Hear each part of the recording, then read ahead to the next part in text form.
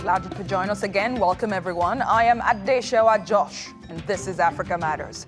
This week, we look at what was behind the tragic death of more than 20 African migrants who died while trying to cross from Morocco to Spain. And in Nigeria, authorities are using concert tickets to try and get millions of young voters to the ballot box. And after months of anti-military protests, rise in food prices, and feeling the fallout from Russia's attack on Ukraine, we hear what life is like for people in Sudan.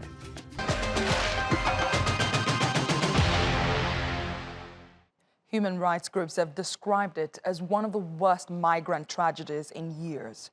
More than 23 people died last week trying to cross from Morocco into Melilla, one of two Spanish enclaves in North Africa. About 2,000 African migrants, mostly from Sudan, tried to scale a border fence into the autonomous Spanish city. Moroccan officials say many were carrying sticks and throwing stones at bodyguards. Security officials responded by firing tear gas and using batons to push back the crowd. Reports say some died after a 6-meter-high iron fence collapsed. 140 security officers from Morocco and 60 from Spain were also injured. The Moroccan Association for Human Rights says the number of casualties could be much higher, as many were hastily put into mass burials before proper identification could be done. What happened was that there was a scramble between migrants who want to cross to the other side in Melilla, and the police intervened to beat them up, which caused deaths among our brothers, and we asked today to see the bodies and identify them to inform their families in Sudan about what happened. Many of these events were not filmed. We have many dead among us, many young people are in prison, and several seriously injured. We asked Human Rights Association to intervene, treat the injured, and at the same time, we asked to evacuate us to secure country because here we are not safe.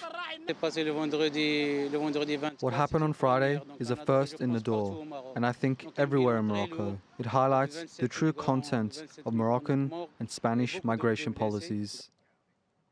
The incident is the first cross-border crisis between Morocco and Spain since the mended diplomatic ties in March.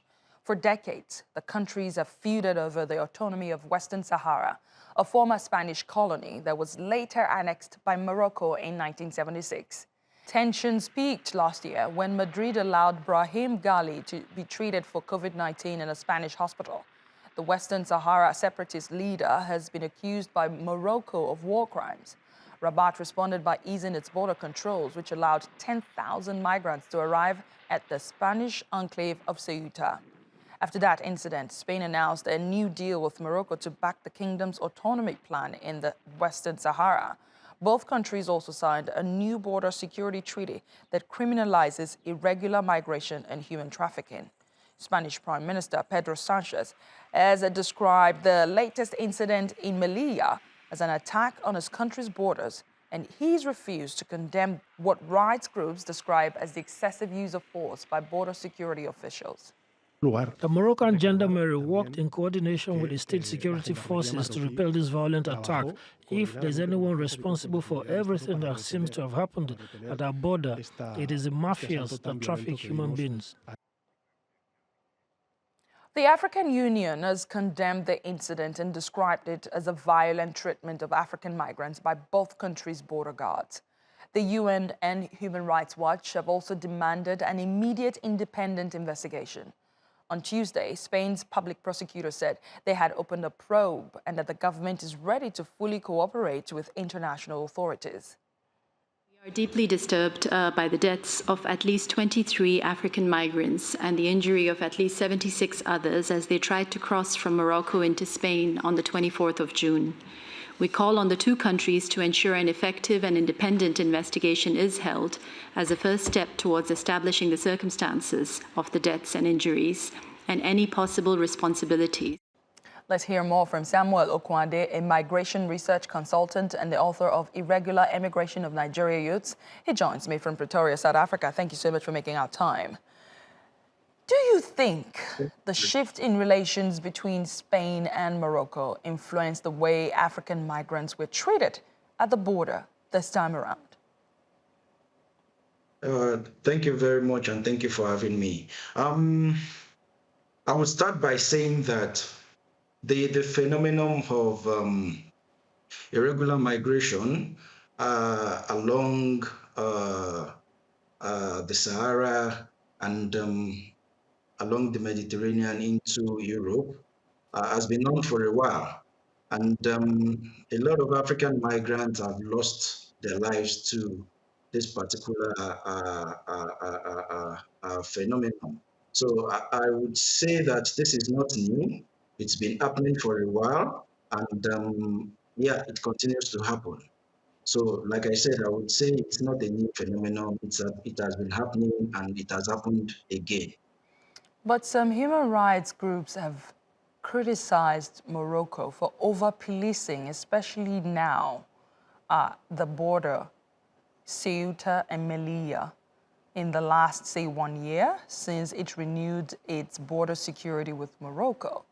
Do you see any difference in the way Morocco is treating African migrants along that route? Say, compare the treatments 2 years ago and now.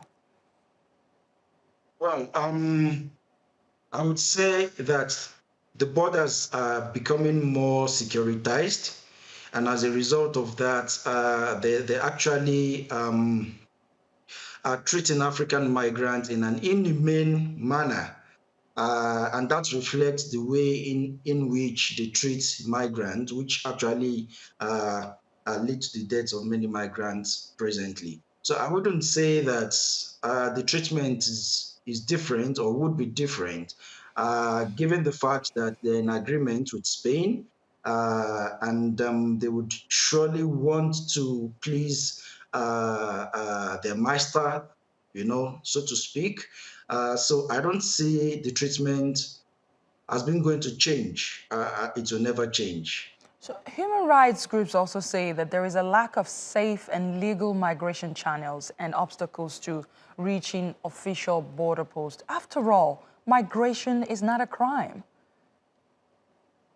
Yes, apparently migration is not a crime, but given the current happenings and what we've seen so far in the Mangrove region, we can see that they've successfully demonized African migrants.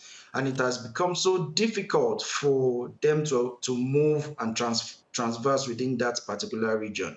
And as a result of that, the nearer they get to the border, the more dangerous it becomes. And like I said earlier on, what is currently happening now is the securitization of the borders, making it very difficult for people to cross. So the nearer they get or the closer they get to the borders, the more dangerous it becomes.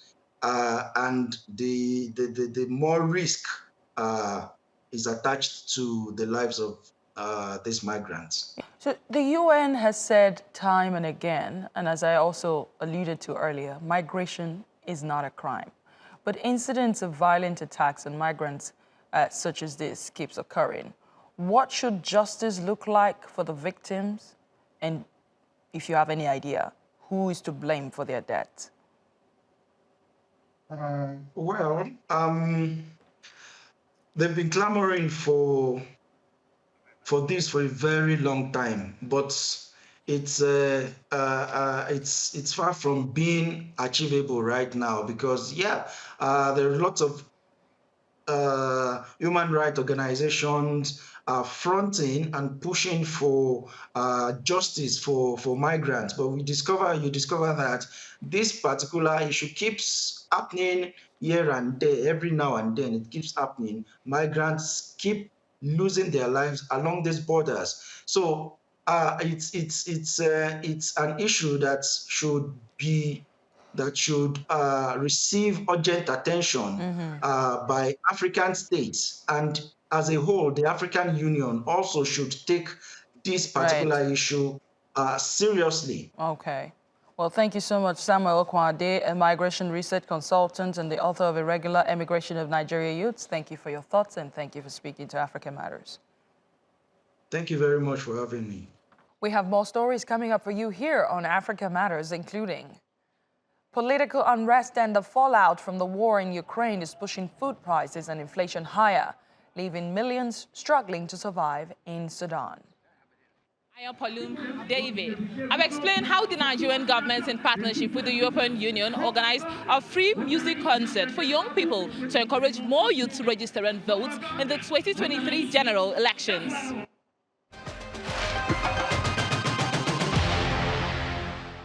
We go now to Nigeria, where voter apathy among young people has always been a major concern and even a threat to the country's democracy.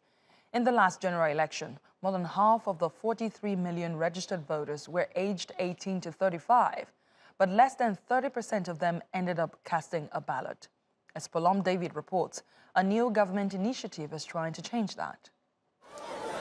These young Nigerians are struggling to get access to an electoral registration center to obtain their voters' cards as they prepare for the country's general elections next year. Young people make up 70% of Nigeria's 206 million population, but data from the Electoral Commission shows that many are not registered, and if they are, only about 30% vote on election days. The voting age is 18 years, and recently, there seems to be a revolution among the youths. They are determined to choose a younger leader in for Nigeria's next election, instead of the usual contenders aged in their 60s and 70s. I came here to get my voter's card, to be able to vote and choose the right leader for Nigeria, and also to make Nigeria a better place. Ibu Peter has a physical disability, but that's not stopping him from exercising his rights. Disability is not a barrier for you to register and exercise your franchise. As far as you are a citizen of this country, you also have the right and privilege to register and participate in elections.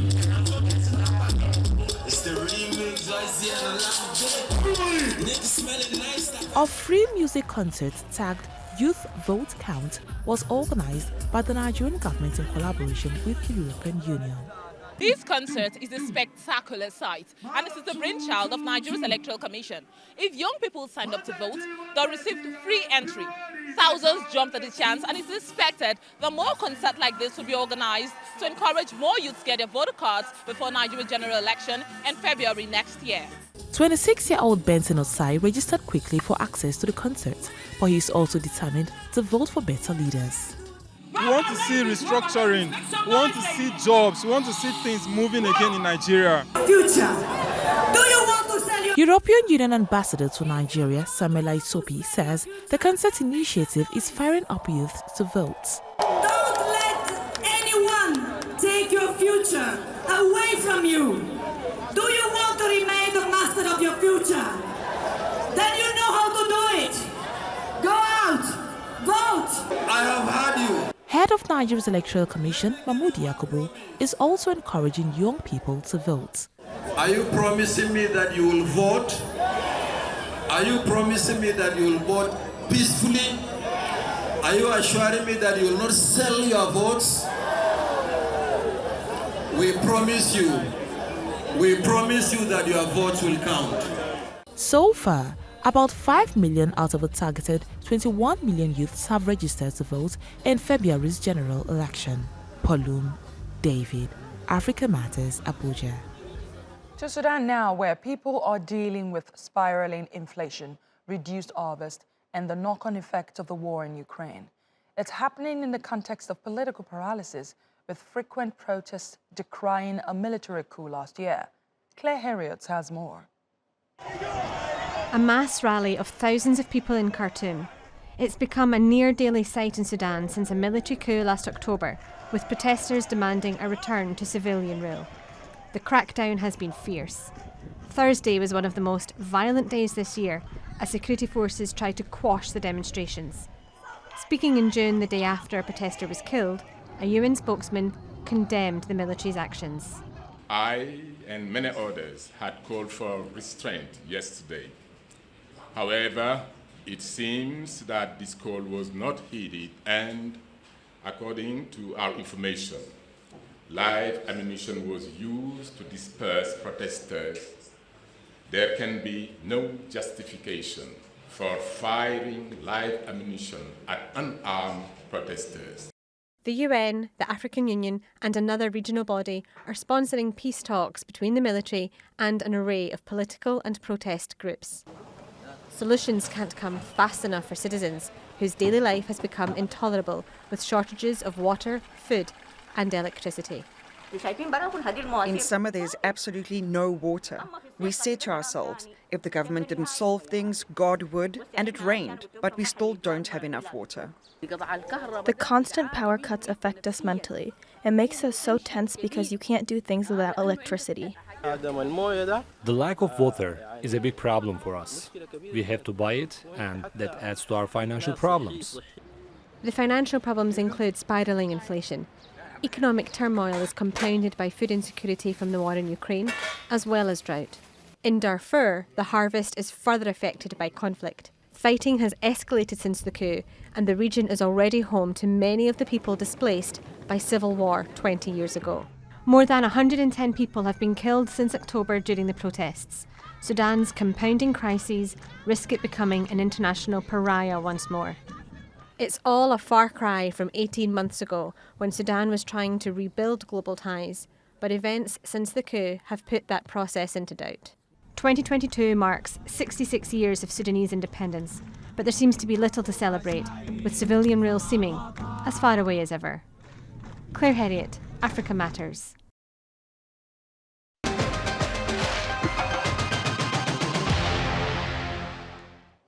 You're watching Africa Matters, and here is a roundup of other stories making news across the continent. Hundreds of people have marched through Ghana's capital, Accra, protesting food and fuel prices and attacks on electronic payments imposed by the government. On Tuesday, police shot tear gas and arrested more than 24 demonstrators, saying they tried to use an unapproved route for their rally. The country has seen inflation surge to more than 27% this month, the highest level in almost 2 decades. It's trying to recover from an economic slump caused by the COVID-19 pandemic and Russia's attack on Ukraine. Sudan is accusing Ethiopian forces of executing 7 of its soldiers and 1 civilian who had been held captive. Addis Ababa denies the accusation, blaming the killings on the local militia. On Tuesday, Sudan said that it had fired heavy artillery and took over several territories that were being held by the Ethiopian army. It's the latest incident in the contested Al-Fashaga area, which lies in Sudan but has been settled by Ethiopian farmers for decades. African fashion is taking center stage at London's Victoria and Albert Museum. Designers, objects, sketches, photos and film from across the continent are on display, spanning the African liberation years in the 1950s to the 1980s to up-and-coming contemporary designers. More than 250 items, including 70 that are new acquisitions for the museum, will be on show.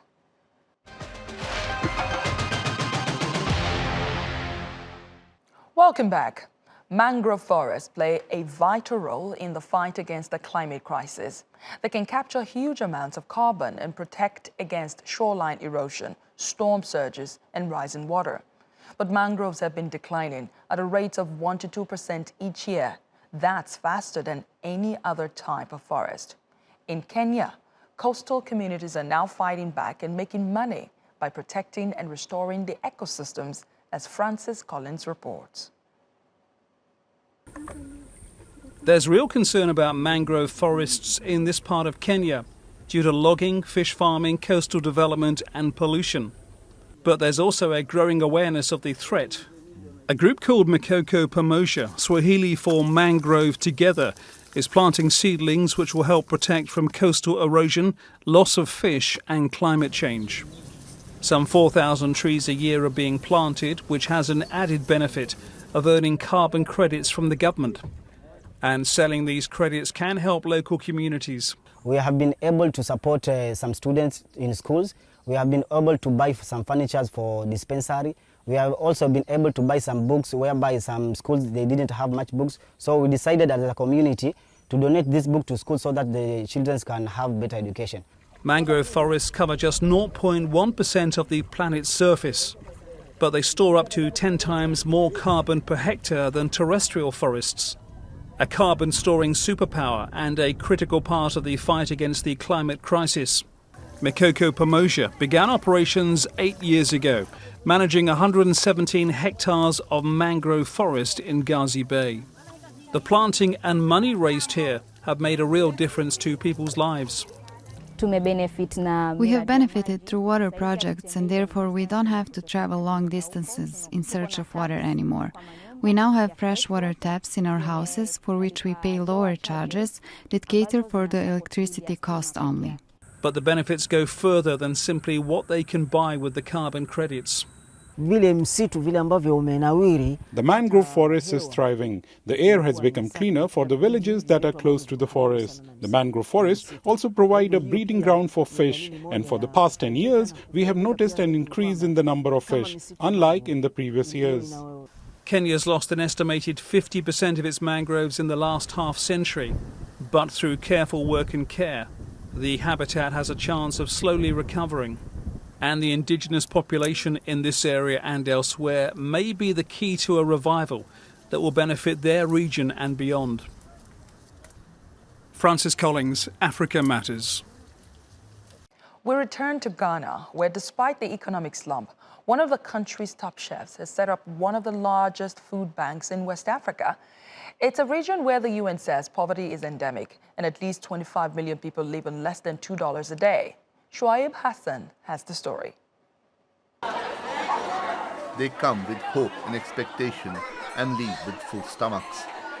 Day laborers, many of them women with children, are greeted by celebrity chef Elijah Adu as they line up outside one of his mobile stalls. The number of requests we get daily from people who used to do so well, they've lost their job all of a sudden, and feeding has become a challenge. So they want us to support them and all that. And it gives me that sense of fulfillment that what we are doing is indeed important. For Adu, this routine is a far cry from his past work as a chef in the best restaurants across West Africa. On a normal day, he's out on the streets with one of the mobile vans from his Food for All Africa food bank. He says the idea emerged after seeing firsthand what a big difference even some simple actions could make. When food goes to waste, it's not just the food you've wasted. You've wasted money, you've wasted storage spaces, you've contributed to greenhouse emission. Versus connecting this food before it going to waste to those who don't have access to food, you have created a means of nutrition, you have saved the money that would have gone wasted. As well, you've created a positive image. Since being launched in 2015, Food for All Africa has expanded across the region. It works in partnership with retailers, restaurants, farmers and manufacturers to run its mobile food banks and other hunger relief initiatives. The charity has now gained international recognition, with Adu getting a Young Leaders Award from Queen Elizabeth at Buckingham Palace in 2017. But he says there is more to be done. West Africa's first and largest food bank, we building a model that transcend beyond what we do in Ghana, but as well serves as an encouragement, serves as a platform for other African countries to as well learn. As living costs climb in the region and employment opportunities remain limited, Adu and his food bank are working to ensure that as many people as possible have access to free meals. Shoaib Hassan, Africa Matters. This week, we explore Kumasi in southern Ghana. The city is a commercial hub and has preserved some of its historical artifacts dating back to the Neolithic age. Let's take a closer look.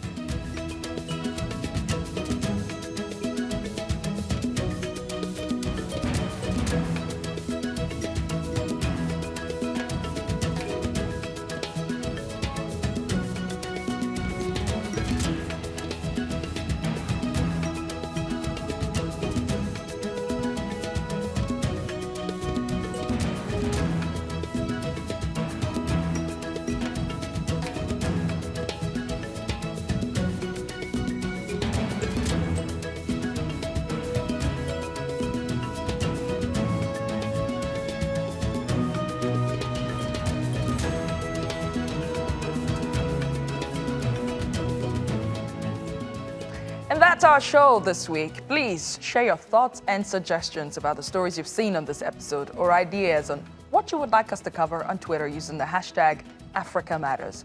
Feel free to reach out to me on my personal handle @AdeshewaJosh. You can watch this episode and more on YouTube. Just search Africa Matters TRT World. Like, comment, and share. Thanks a lot for watching, and I will see you next week.